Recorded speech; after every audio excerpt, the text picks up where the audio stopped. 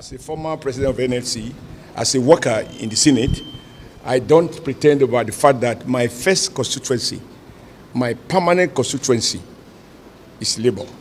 And the additional revenue accruing from the withdrawal of subsidy trickles down to the states and to the local government. Now, I would wish that somebody at the NLC will recognize that the hunger in the stomach of federal employees is not any worse than the hunger in the stomach of those state employees. No, these are the issues on the table. Even as a senator, I will publicly support any action against any government. What are we talking about? Is it the same court that is being described by just the retired justice of the Supreme Court? Who owns the court? The same government owns the court. You cannot continuously take black market injunction to cripple labor. You have to, before you do that, you have to arrest the entire Nigerian workers. And Nigerian Labour Congress commenced her strike yesterday, the 14th of November. We all knew what happened in Imo State before the Imo election, where the national chairman of the Nigerian Labour Congress was beaten black and blue. And as a result of that, the national, the Nnamdi Azikiwe National Airport in Abuja was shut down in response to that action from the state government of Imo. Now, they have demanded that all the labor union across the country should go on an indefinite strike. Many people reacted to this as a personal issue, not something that warrants a national strike. As a former president of NLC, as a worker in the Senate, I don't pretend about the fact that my first constituency, my permanent constituency, is Labour. I can be removed as chairman of APC as I was removed, but I couldn't have been removed as a labourer. I remain Labour in heart and Labour in views and Labour in my aspirations.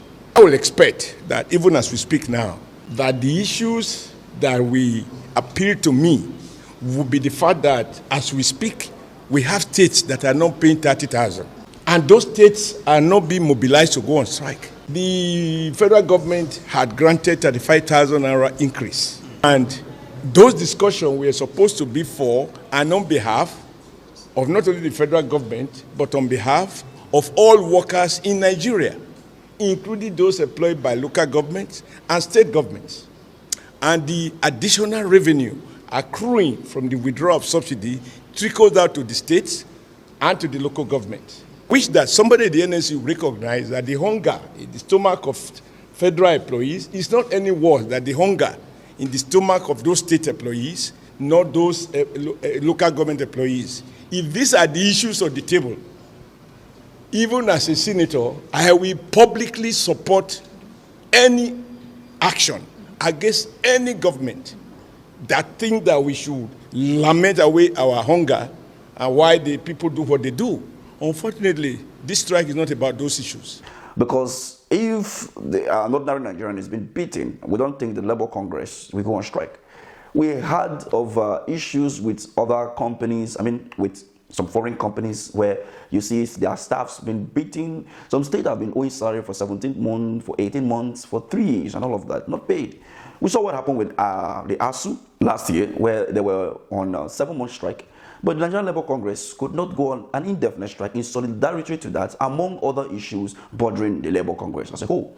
We saw the build-up to the 2023 general election, and there was nothing concrete being done by the Nigerian Labour Congress in reaction to issues bothering Nigeria, especially after President Bola Ahmed Tinubu was inaugurated, and he said that subsidy is gone.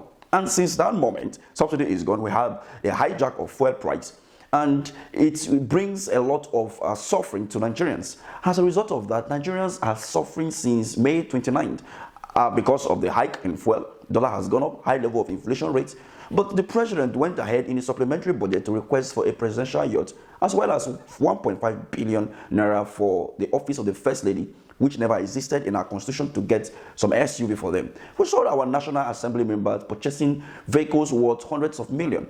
But the Nigerian Labour Congress deemed not fit to embark on a national protest or even still declare an indefinite strike as a result of those shenanigans kind of spending, as a result of this extravagant spending by the APC-led administration under Bola Ahmed Tinubu. Many people argue that the government is just 6 months in power and cannot do anything of its own yet. But you should know the problem of this country before you campaign and wanted to be the president of the Federal Republic of Nigeria. Recruit 50 million youths into the army and take away from. You were a part of the last administration. You may not be appointed, but you have some of your boys that were appointed under the last administration, under the same political party. This is not something that happened that is power shifting from one political party to another, of which we said this and that. Government is a government of continuity. So you knew what was coming, and you should understand the peculiarity of Nigerian people and issues surrounding the Nigerian economy before becoming the president of Nigeria. So it is not enough for you to wake up and say that this happened, that happened. So the issue now of the Nigerian Labour Congress declaring an indefinite strike, and Nigerians are reacting to this saying it is not necessary. Although, if you ask me, it is necessary that we go on strike to ask and demand for the issues bothering the Nigerian people, not just declaring strike because the national chairman was beaten. Now, some school of thought we have is that the reason why the Nigerian government take labor union not serious is because they have been compromised. If they were not compromised, why will the national chairman the national president of labor union be beaten in such a manner?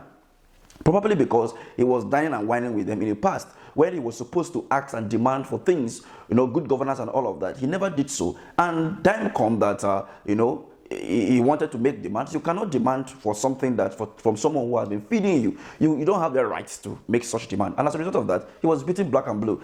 This was the stand of many Nigerians. However, looking at the court order to restrain the labor union from campaigning, from the indefinite strike, it is very obvious that Nigerians, we don't obey court orders. Look at the judgment that came out of the tribunal, even the Supreme Court, from the presidential petition, and we saw many others being given by the Federal High Court, by the Supreme Court, that have not been honored by the federal government. Especially the one that is so notable is Nnamdi Kanu.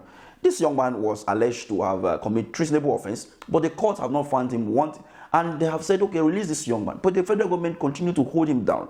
Is it for national security that you are holding him? But we have people that have made inflammatory statements, but they are working freely in the state. We have even a candidate of APC contesting for Bayelsa election who incite violence, but is working freely among so many people. But Nnamdi Kanu's case may be different, but then the court said they should release him. So far they cannot obey such court order among many other court orders. Then why are you saying that this organization should obey a court order? Anyway, watch what the trade union president had to say in regards to all this. I think the first person that will be in content of court is the Attorney General himself, because if you could see that severally we've had, even in this dispensation, you could see that Emefiele, for example, you heard severally when court said they should release him, the DSS should release him. That is Godwin Emefiele, the former governor of the Central Bank. You heard severally. Yeah. So we are copying what the federal government is doing. That's number one. Then number two as well. As of today, I don't have a copy of that service.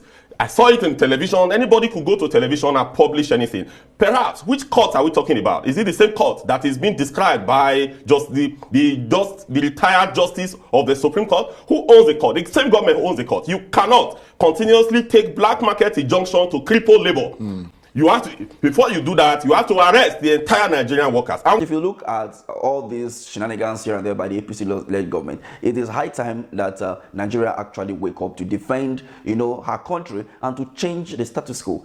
Although many may say that you do that through the ballot, it was done actually on the 25th of February and also 4th or 10th of March 2023. But what happened? The election was marred with a lot of rigging, and some people bought their way into office. Nigerians are still accusing the president as a drug dealer and a certificate forger, which has been proved beyond reasonable doubt through the courts, the position at the Chicago State University, and all those things. But yet we have politicians whom, even if you accuse them of killing and it's been verified and confirmed that they actually killed somebody, they will not leave power. They are so hungry for power that no matter what you do, they are not going to leave. Rather, they will keep perpetuating their evil and suppressing people to make sure that they remain in power. What do you think about this? Do you believe that the national indefinite strike by the Nigerian Labour Congress is something that we should embark on, or we should better go on a street protest in order to change the narrative and demand for good governance, especially the reduction of the fuel price, among other issues like the presidential yacht and the vehicles that